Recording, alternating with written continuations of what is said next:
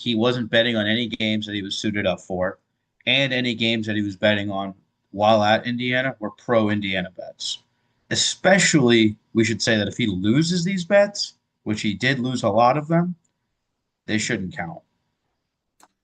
That's my Yeah, personal I belief. totally disagree. Like, I thought it was, first of all, I've been I don't want to say very clear because I haven't talked about gambling a lot on this channel, but, like my official take is I think a lot of people get taken advantage of. They have weaknesses that they're getting taken advantage of. And, like there was one tweet that said, it was basically like one of the Barstool guys' reaction to it. And they're saying, "Oh, this guy can't play." And on the screen, there's a FanDuel ad, there's a Hard Rock Bet ad on the screen. DraftKings. So like my official take is he couldn't play in 2026. Like I think if you bet at all, on your sport, that's just like they have to have a zero tolerance rule because um, if there's any kind of thought, if there's any chance that a guy's um, fixing games, the entire integrity of the sport just goes out the window. So, I agree. um, I don't think he should have played in 2026. I think the NCAA did the right thing. And the reason you're going to kind of hear me say there's some like hesitance about whether he'll actually be declaring for the supplemental draft or not. I mean, we've seen these guys deny all these waivers, like Trinidad Chambliss. Um, Different, similar but different. Owen Heineke, the Oklahoma linebacker.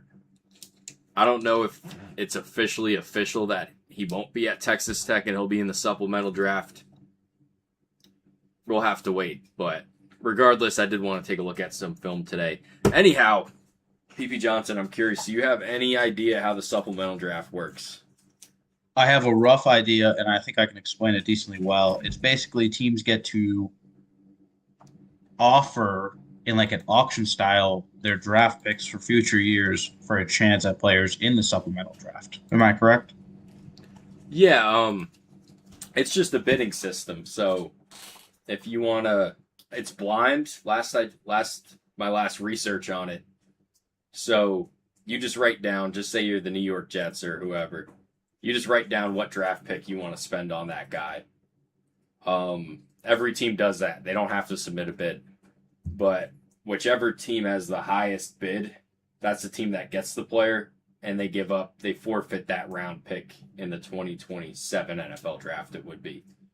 Gotcha. So it's been a while. Last you If you have your computer pulled up, I'd appreciate if you could fact check this. You want to look up the supplemental draft history. I remember there being three players in 2018, 2019, that range. It was Sam Beal out of Western Michigan. Um, I believe West Virginia Virginia Tech, Adonis Alexander. I don't know where Adonis Alexander ended up. I know Sam Beal went to the Giants. And if I remember right, there was one more player in that supplemental draft. I think It that was the was last group of guys. But Sam Beal, the Adonis last one was in Alexander, 2019, 2019. and from what I see, it was Jalen Thompson. Cardinals used a fifth round pick to select Washington State defensive back Jalen Thompson. And before him, when was Sam Beal and Alexander? Let's see. On Wikipedia, Sam Beal was in 2018, Adonis Alexander.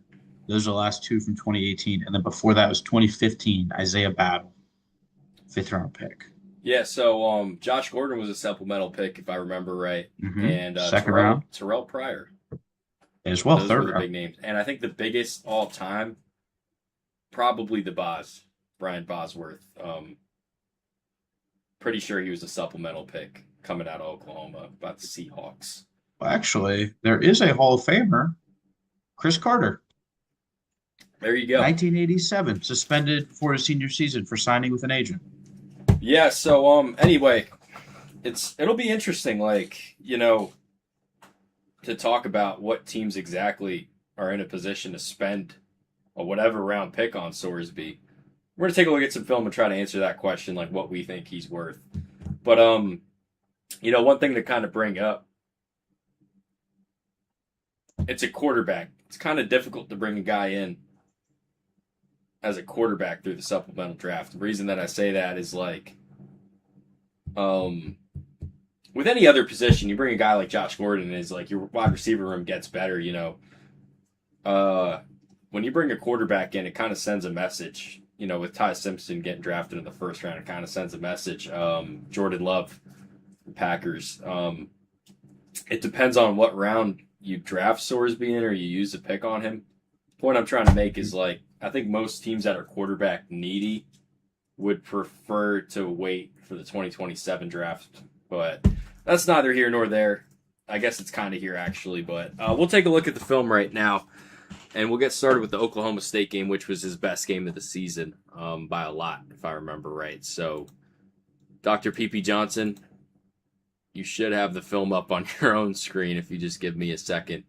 I know the people have the film up on the screen. We'll be taking a look at the film right now. If you guys have any plays you want to go back on, if you guys have any comments, anything, please reach out. But we'll be taking a look at Brendan Sorsby right now. Just, he's a guy that's relevant with all the news.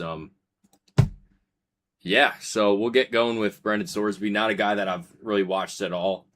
Probably should have when he entered the transfer portal. Going to Texas Tech, pretty big deal. But wasn't eligible for the 2026 draft. Didn't declare.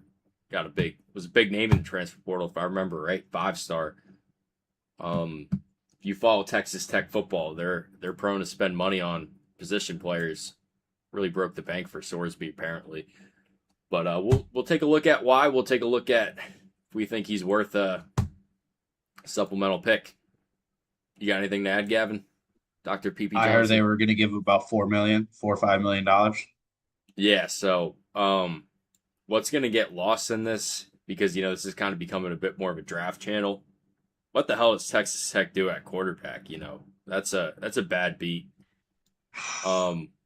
Kid Hammond looked pretty good when he came in for Morton, when Morton got banged up last season, but that's $4 million that you spent on your roster. That's basically a black hole now. I'm sure they get the money back, but that's $4 or $5 million that they could have spent on somebody else in the transfer portal. So, they're a team that obviously in the NIL era, they're pretty aggressive in how they pursue players in the portal and building their roster through the transfer portal. It's, not to make a pun, but it's kind of a bad beat for them. But they took a gamble. They didn't think they were taking a gamble is the bad part though, they just thought they got a hell of a quarterback in the portal. The next thing you know, he's a friggin' degenerate gambler. A very bad degenerate. He bet on Russian soccer. This is another thing with the transfer portal. Yeah, you see his lawyer was trying to defend him by saying that he was gambling on anything and everything. It just happened to be college football. Lawyers in football try to do a lot of crazy things. The fuck was the point I was trying to make? Oh yeah, when you're drafting a quarterback, the supplemental draft, usually these guys have some kind of baggage with them. I'm not really too caught up in the gambling stuff. I don't think it means you can't take him because he's a degenerate gambler. He'd be pretty freaking stupid to start betting on the NFL when he's in the NFL, don't you think?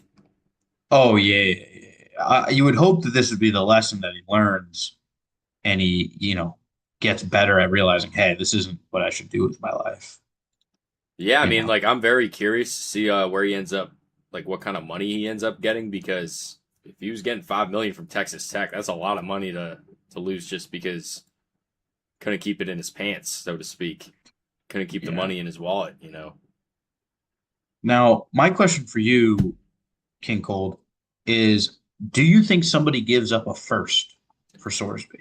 Well, that's what we're here to find out, Dr. PP Johnson. That's why we're watching the film. Like I said, giving up a first for anybody at this point, I don't know. It's just definitely not with the 2027 draft supposed to be what it's supposed to be. I doubt we see that. It'll be really interesting. Like, I can make all kinds of predictions and whatever, but at the end of the day, I'm interested to see how it actually plays out because it's a freaking quarterback. It's not a receiver. I guess It's I a guess big what I would thing. have to ask is when do they have to do the auction? Is it before they know what their draft pick is? Oh yeah, Because it's like if like it's like July. This all oh, so they goes have to do this it all goes now. down soon. Yeah, before the So season. like I don't know, maybe if I'm like the Steelers, because the Steelers aren't going to try to lose out games or anything. And, they're going to Yeah, try to win games with Rodgers. You're probably not going to be in that top five selection to go pick a quarterback that you feel real confident in. yeah. Wouldn't you want to be like, hey, let's get our quarterback of the future? It'll be really interesting. I'm curious to see how exactly I feel about him after watching this stuff. Um, See, looking at his like eyes. there's been talk about the Jets, but it's just kind of like they're basically slotted in to take a quarterback in 2027. I think they just I took agree. Cade Klubnik. It's like where do you fit him in into the numbers? Yeah, Klubnik was like a fourth round pick, I think. So maybe that shouldn't really affect your thinking, but um, I definitely agree that fourth round pick should not affect your thinking, especially if he only sees the field for less than 10 games. yeah, but I think that kind of limits like what they bid. I don't know. It, I don't think it does though. Like I don't think like a day three pick should really stop you from making a pick where if you really do believe like this guy can change our franchise, you should take him. You shouldn't let Cade Klubnik be the reason like, hey, we have a quarterback who, has less of a chance I mean, this to like really I do. totally agree with you. If the Jets want to say like this is our frigging guy, like we think we're getting a steal here, we'll totally take advantage of it. Then I agree. The thing is like I think there's going to be teams that, depending on what he ends up going for, that might just throw a fifth or sixth round pick in there to, like fuck it, we'll just take a chance on him because we need another quarterback in the room. If the Jets feel like this is the freaking guy, completely different story. But um, don't bring him in to be a camp arm when you draft Klubnik, and then you're probably going to draft a quarterback in 2027. Those are my thoughts Honest, on that. So it all depends on how you feel about the player. He's a honestly, good there's athlete. I think he ran for something like 600 yards. Do you have the official measurements on him? Because I think he looks like he's 6'2", 6'3". yeah. Let me look up his official. I'm always curious to see how I can guess like a guy's height. I'm not that good at it, but he looks pretty small though. 6'3", 235. 6'3", 235 is fine. That's He fine. threw for 2,800 yards, 27 touchdowns, five interceptions in Yeah, 2025. that's the five interceptions was what really like stuck out. Looks like he can make plays. My thing is This if throw I'm was thinking really about this nice. You from, looking? Wow, look at this yeah, one I'm here. looking at this. That was a flick. I mean, that's just beautiful. We got four people on. We're watching Brendan Sorsby, who it's not official that he's in the supplemental draft unless I missed something on Twitter in the last 20 minutes. But things were kind of trending that way for a while now, and it kind of seems like that's the path we're going down. So I just kind of wanted to get some film out there. Um, you guys let me know what you think about Brendan Sorsby. I like doing these live to hear your guys' opinions. We're watching them live. I didn't watch too much Cincinnati live in 2025, and the only film that I really watched was watching the receiver Jeff Caldwell. So this is kind of my first exposure to him. Yeah, big name in the portal, all that kind of stuff. Not to I, cut you off, Doctor, but no, no, you're good. You're good. It's just I look at him and I know he's a good quarterback. You'd like to think that he can be good in the NFL, but it's just tough watching, a good athlete and a good, college football player shoestring what could be a very successful career by dumb mistakes. And I would say betting on college football is 100% a dumb mistake if you're a college football athlete. yeah, but he's just a guy that got caught. I don't even I can't even imagine how many guys do it like through their girlfriends or their like sister's social Mhm. security. You know what I mean? And I bet you it's like a lot. Does that, I just, Like, look, I don't like this is the thing. Like, it's not a violent crime. It's a it's dumb not. mistake, sure, really dumb mistake. But I don't know if you could say there's any malicious intent. I don't think he was trying to fix games. He's betting on his own team, right? Yeah, it was, they were all positive bets, and all of these, I'm pretty sure none of them were while he was actually suited up for a game. So his Indiana bets, he wasn't even playing. And I didn't hear of anything while he was at Cincinnati that he was making any bets there. Yeah, the really dumb thing that I saw was like they try to spin it like he was betting on them to feel closer with the team. Like you're Yeah, not that staked. Like you don't give a shit if they win or lose, so you gotta bet on them. That didn't make any sense. That honestly, yeah. like honestly, I'm still on his side. I don't think he did anything to get the death penalty, but that like made me think like, man, this guy's kind of a douche. A little bit, a Like little he bit. Now didn't that give you a think shit about about it, his it's like, teammates, so he's got to bet on them. yeah, that's Like actually a really imagine good like point you going to your pull. like kids games and like you just have to put action on him or you don't give a shit about how he does. Like yeah, I'm taking little Jimmy's over under 3.5 bases in his T-ball league. That was like that was the one thing that just, the point was stupid. Yeah, and Like that's how about tough. going bowling with them? Like you got to bet on their success to feel close with them. I don't know. I guess that's kind of how bad Indiana football was when he was there. So Yeah, I mean they were the most losingest program in college hit football history. Like they were a very bad program. And, you see some of these like top shelf throws, and you kind of understand why there was the draft hype. And I think some people are going to hold the level of competition against them, but I I think for disagree. like I think that's going to overrate the athleticism. He was in the Big 12. I don't know if we're still considering that.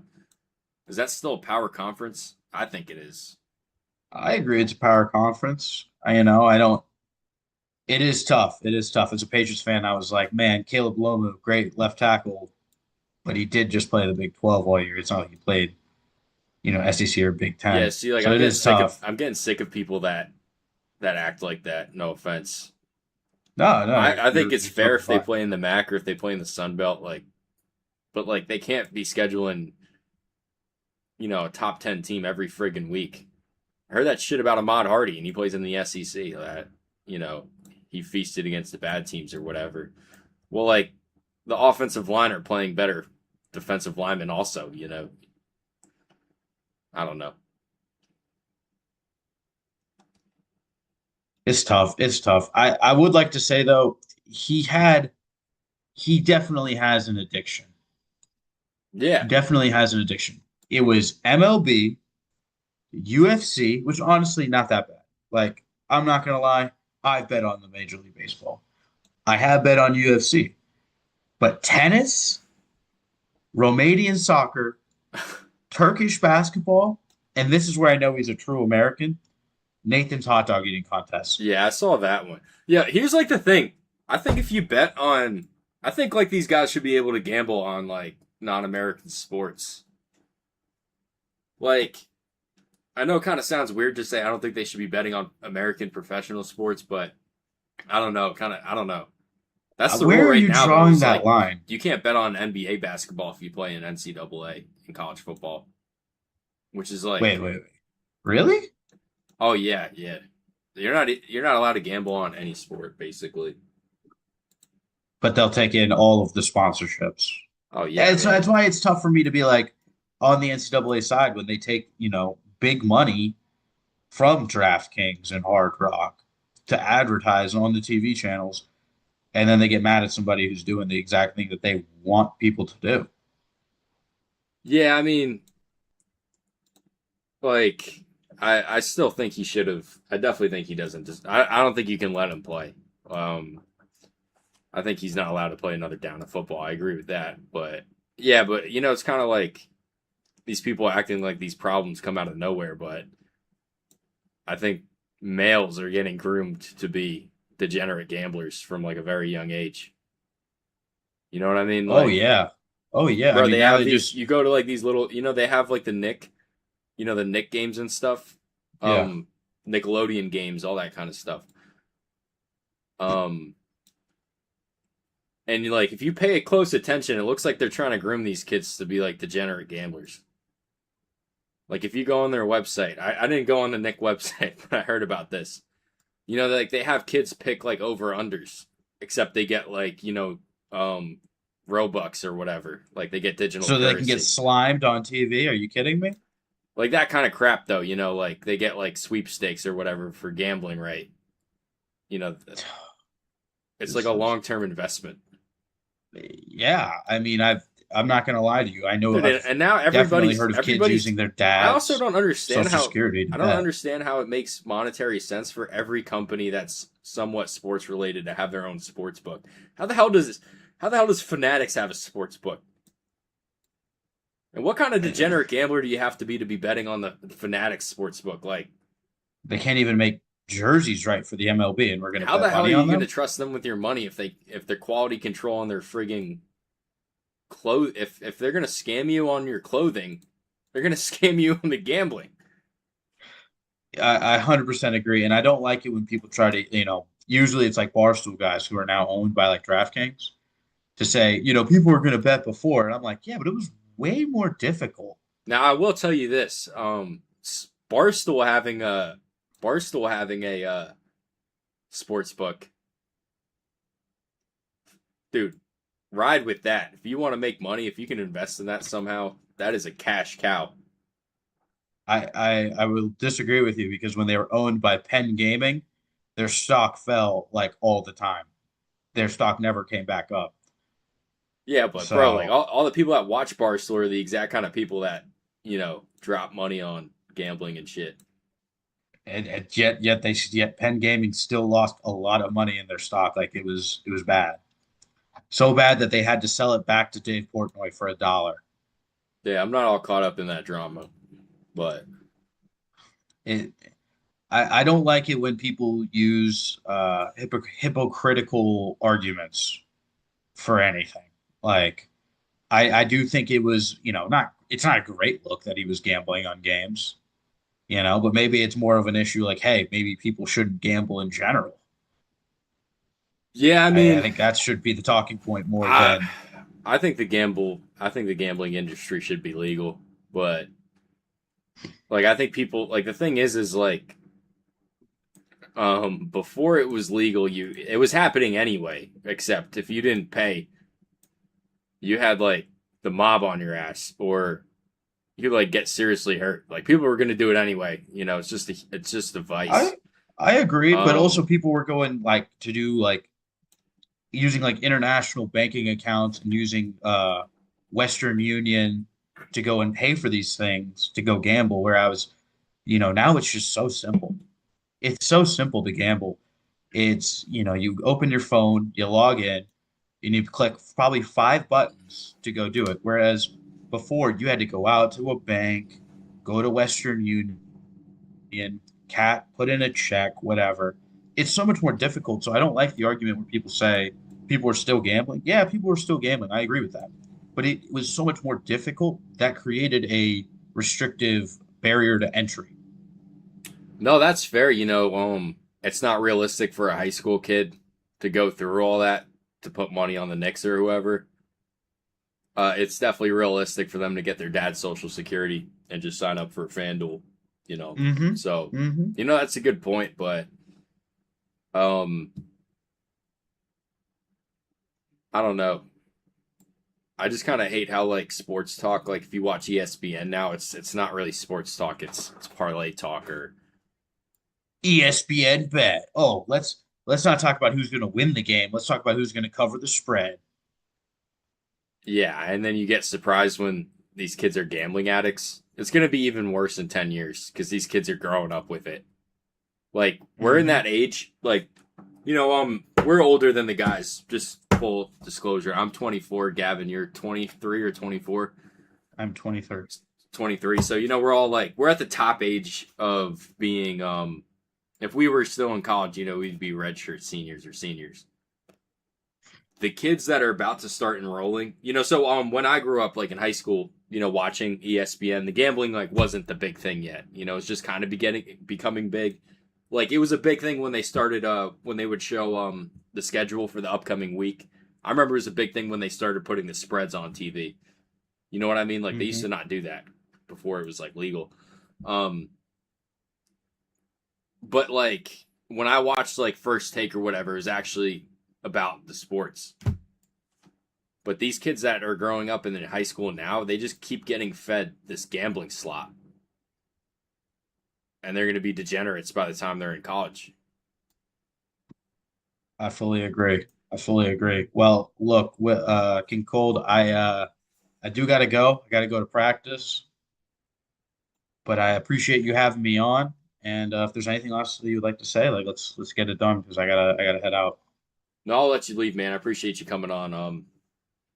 We'll talk more Appreciate about the, that. the gambling later. No, no, I appreciate you We'll letting me start on, and focusing on the film here, but yeah, I appreciate you coming also, on. I See you, think man. now that we're talking about all this gambling, I guess I might as well say, hey, 2026 LSU Tigers national champs. Ed Ogeron's back. Yeah, I missed that. I heard you texted me about it. What is he like a recruiting assistant now, or Yeah, he's a recruiting and a defensive assistant. So he's just helping out with the defense and recruiting, which I think is a perfect place to put him because you knows he's going to recruit the hell out of that state, Texas, Georgia, Mississippi. He's going to find players. So no? That's I, awesome. Yeah. I'm happy. I'm happy. Coach O is back in the SEC. So yeah, hope Brendan Sorsby can figure it out, and I hope that even if he doesn't play, he has a year without football. I hope he trains hard and can get ready for a good long NFL career. I think that's probably what's looking for the future for him. All right. I'll see you, man. Thanks for coming Hey, on. thank you for having me on.